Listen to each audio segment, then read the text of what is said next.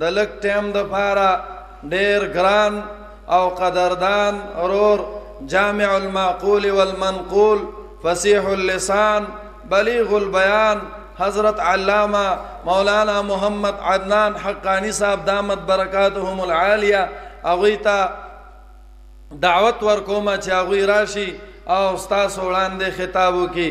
حضرت علامہ مولانا محمد عدنان حقانی صاحب. والصلاة على نبيه وعلى آله وأصحابه المتأدبين بآدابه. أما بعد فأعوذ بالله السميع العليم من الشيطان الرجيم. بسم الله الرحمن الرحيم. يا أيها الذين آمنوا اتقوا الله وكونوا مع الصادقين. إن الله وملائكته يصلون على النبي يا أيها الذين آمنوا صلوا عليه وسلموا تسليما. اللهم صل على سيدنا ومولانا محمد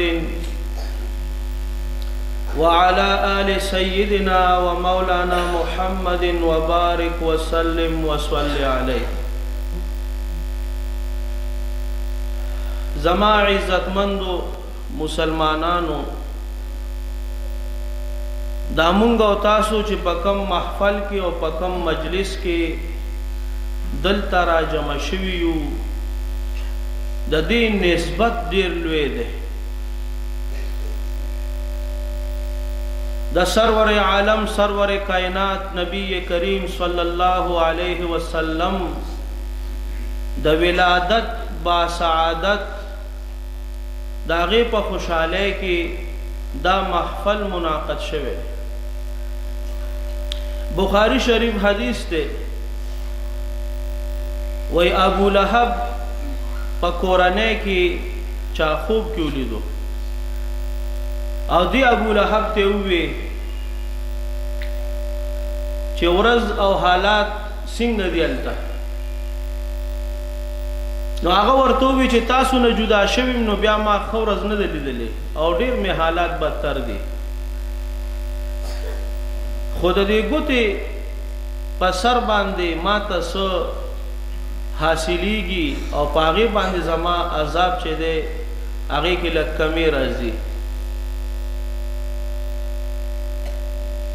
امام المحدثین شیخ عبدالحق محدث دہلوی مدارج النبوہ په دویم جلد کې په 136 صفحه باندې لیکلی دي چې دې حدیث نه د داسې یو محفل استحباب معلومیږي چې پاغي کې د نبی علیہ الصلوۃ والسلام په ولادت با سعادت خوشحالي وشي.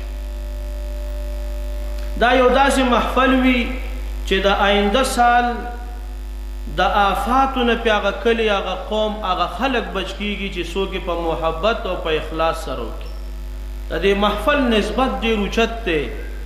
نو دلته به ډیر په اخلاص راځي او ډیر په توجه به کینی او د خپل زړه د خیال به ډیر ساتي. ابن جوزی رحمت الله علیه فرمایي چې دا حال د کافر دی چې هغه ته په دې ولادت با سعادت خوشحالي باندې دومره سملو شو چې عذاب کې آسانتیا راځي. نو څه حال د مؤمن دی؟ زرقانی پاول جلد کې لګي امام المحدثین احمد ابن محمد العسقلانی اغلی کی چې داسې مجالس قائمول او پاغي کې خیرات او صدقات کول دا باعث اجر دی او د تمام آینده سال د آفاتونه او د بلیاتونه د بچ کېدو یو اهم ذریعہ ده. داغه محافل دي چې په دې کې د نبی علیہ الصلوۃ والسلام تذکره وشي، د ابي مبارک محبت بیان شي. کدا تذکری زمو استاد معاشره نه ختم شوي نور روان نسل هغه ته د نبی علیہ الصلوۃ والسلام د حالاتو نه معلوم. شیخ الحدیث مولانا سید حسن جان شهید رحمت الله علیه هغه د خپل د لاهور د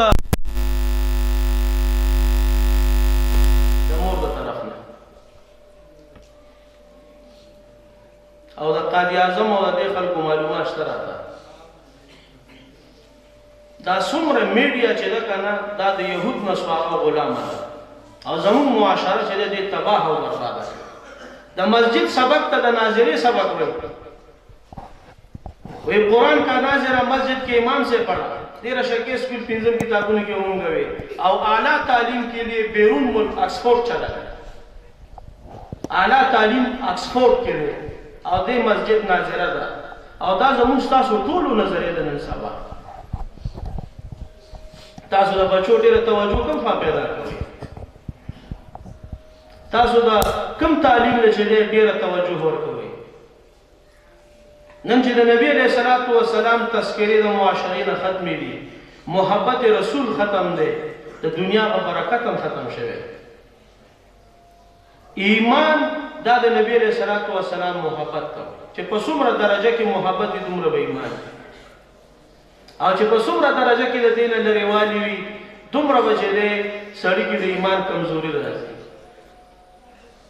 الله په قرآن کې فرمایي ثم من صرفوا صرف الله قلوبهم د دوی هغه زړه هغه توجهات دا د مدینه منورې او د دربار رسالت نه واوړېدل صرف الله قلوبهم الله د اسلام نه زړه واړو ثم من صرفوا صرف الله قلوبهم د چا چې د دربار رسالت نه زړه واوړي الله وی زی د اسلام نه زړه واړو چې د نبی علیہ الصلوۃ والسلام د محبت تذکره نه وي دا غوی ذکر خیر نه وي ذکر رسول په یو کور کې نه وي په یو مسجد کې نه وي دا غوی تذکری نه وي نو زمونږ د معاشرې په دغه حل لکه کوره ښې خبرې به ډېرې وي وعظونه به ډېرې وي تذکرې به ډېرې وي خو عمل به نه راځي عمل چې پیدا کېږي هغه د نبی علیہ الصلوۃ والسلام په محبت پیدا کېږي او چې د نبی علیہ الصلوۃ والسلام محبت کې کمی راځي دغه مرب زمونږ استادو په اعمالو کې سستی راځي تاسو چې د نبی علیہ الصلوۃ والسلام سیرت کتل غواړئ کتابونو پسې مه ګرځئ کتابونو به تاسو سیرت زده کړئ نیکان خلق د نبی علیہ الصلوۃ والسلام جمدی سیرت دی اوسم الله په الله قسم چې داسې نیکان خلق داسې اولیاء داسې صلحا هغه جمدی دي چې هغه د نبی علیہ الصلوۃ والسلام جمدی سیرت وي هغوی سره کېنه هغوی سره پاسه هغوی سره تعلق پیدا کړه چې تا کې د نبی علیہ الصلوۃ والسلام صفات راشي تانوی بابا یو ځای کې لیکي وہی بلا کتاب سے بھی کوئی آدمی ہوا ہے دا پانی نم لا سوک سره شوی دی اهدنا الصراط المستقیم خدای ما ته نه غلارو خیر د دې په جواب کې قران او سنت نه راځي صراط الذین انعمت علیهم لا دا خلق چې تا په انعام کړی اهل الله سره تعلق نیوي رجال الله سره تعلق نیوي د نبی علیہ الصلوۃ والسلام جمدی سیرت دا د اولیاء کرام بس هغه سړی یو ډیر بد قسمت دی چې د چا د یو نیک او د صالح سړي سره تعلق نه زمونږ دیوبند چې څومره اکابر تیر شوي دي دا د شیخ ولی الله سے و شیخ عبدالرحیم سے و شیخ عبدالعزیز سے اور مهاجر امداد اللہ مکی سے و شیخ الحدیث مولانا ذکریا رحمت اللہ دا ټول په سلسله تصوف کې انغخت کړ د مولانا الیاس رحمت الله چا چې د تبلیغ جماعت دنیا کې دا په ملفوظاتو کې راځي چې سړی کله سرور مې دین پس ته یو نیک سړي سره لاس نیو ځکه چې په سرور میاشتو کې وتا کې تربیت عامه راشي موږ به زده کې دا صفه مخفل کې ودا کې ناستو محبت پیدا شي استاد بنیادی اصلاح استاد بنیادی فکر او تاسو سره چې محبت رسول جوړيږي او استاد پزړه کې حیات قلبي هغه جون پیدا کیږي نو هغه بغیر د لاس نیولو نه پیدا کیږي دا دغه ملفوظ مولانا انعام الحسن سے هغه د تبلیغ جماعت دریم باندې هغه نظام الدین کې زمونږ د جمعات نشاط ډاکټر فدا صاحب چې خانقاه دا دغه بیعت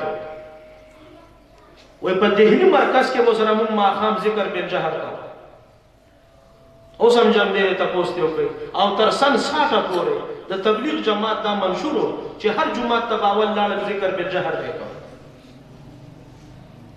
او مولانا انعام الحسن صاحب سره زموږ تشکیل مدینه منورې ته وشو او په مدینه منوره کې موږ ذکر بالجهر وکړو.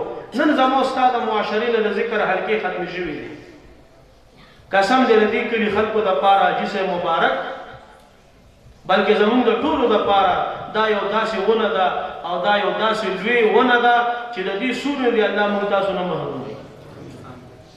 دا خو یو ورځ ده، تیره به شي. فکر برابر کړئ، د اولیاء الله سره تعلق جوړ کړئ.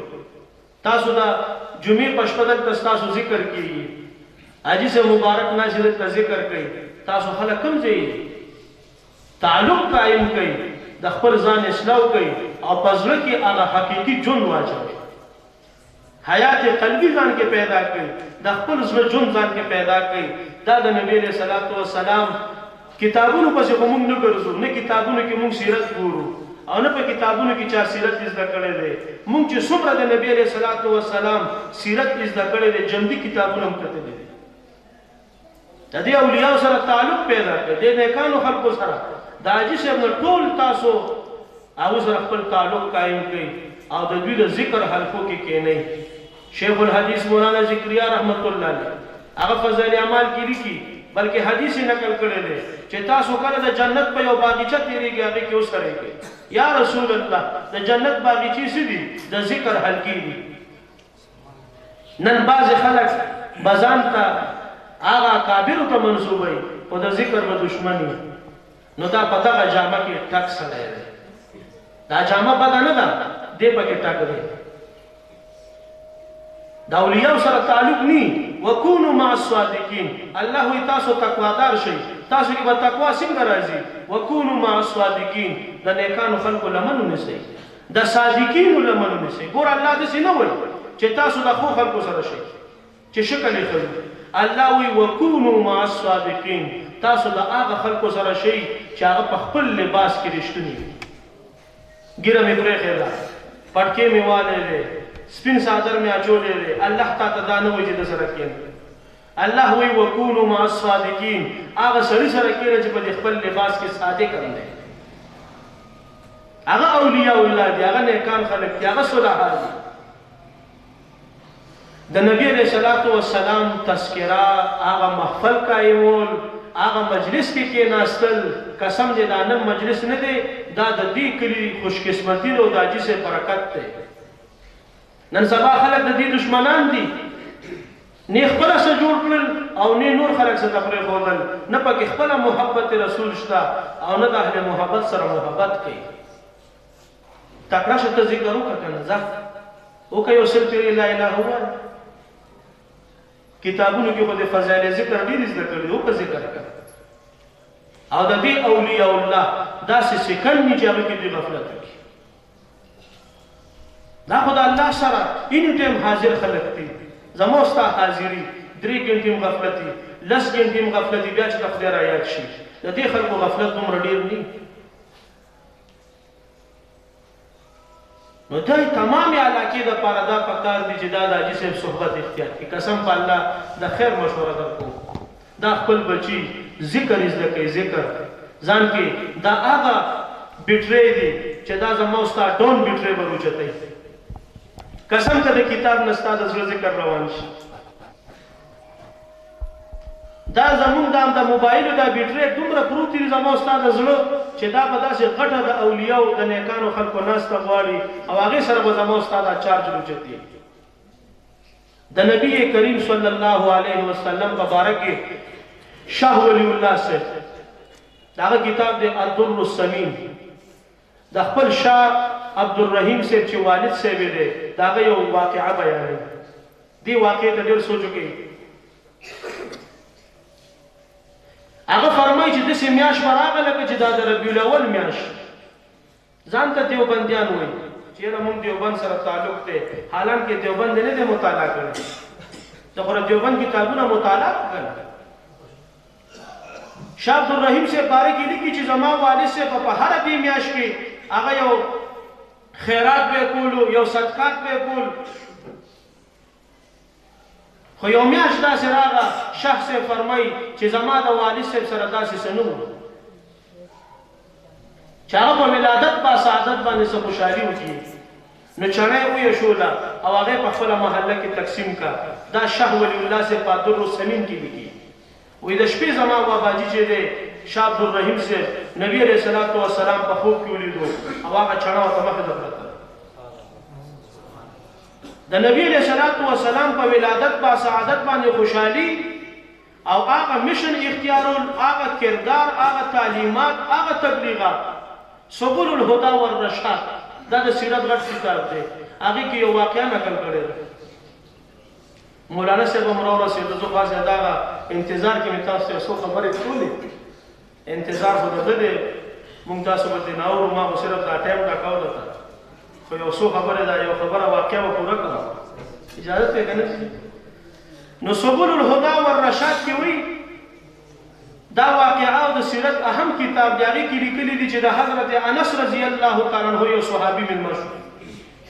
مېلمانه یو بل ته راځي که نه؟ یو صحابي د هغه مېلمه چې صحابي مېلمه راغو د روټۍ نه وزګار شو، د لاس د پاکولو دپاره یو تولیه راوغوښتله. هغه تولیه چې راوغوښتله هغه خیره نه وه. نو ده ورته ووایي چې ورشه دا پاکه ده. نو دا مېلمه وایي زه ورته ګورم او دې لاړو په هور ونیوله او بیا یې راوړله چې ها چې مې کتله پاکه وه. ما ورته ووایي چې هور خو سوزول کوي او دا څنګه په هور پاکه شوه؟ وایي ستا غوندې یو ځل زما نبي علیه الصلاة والسلام مېلمه و او زمونږ کور کې په دې تولیه لاس وچ کړی دی، د هغې نه بعد په دې هور اثر نه کوي. سبحان الله. ګوره تولیه یو غیر جاندار شی دی او د نبی علیه الصلاة والسلام د لاس مبارک سره تعلق راغو. که هغه نظریات، هغه عقاید، هغه اعمال زمونږ شو، زمونږ بدن کې هغه ورننوتل، بیا په دې جهنم اثر نه کوي. الخصائص الکبرى کې امام سیوطي رحمت الله علیه لیکلي دي چې نبی علیه الصلاة والسلام فاطمه بیبي کور ته ورغلو او هغې په تنور باندې روټۍ پخولې. یو 2 پیړۍ ورسره نبی علیه الصلاة والسلام اوارې کړې او ټولې روټۍ په تنور پورې کړلې. ټولې روټۍ پخېږي او دا نه پخېږي. اوړو ماپسې لامده دي. دا حیرانه شوه او خپل باباجي ته ورغله چې ټولې روټۍ پخېږي او دا نه پخېږي. وایي دې سره ستا د بابا لاس لګېدلی دی، دې باندې اوس هور اثر نه شي کولی. نو الله پاک ته د دې محافلو هغه مقصد د حاجي صاحب مبارک سره محبت او د نبي علیه الصلاة والسلام تعلیمات، د هغوی هغه تبلیغات الله پاک زمونږ په ژوند کې په عملي شکل کې راوړي.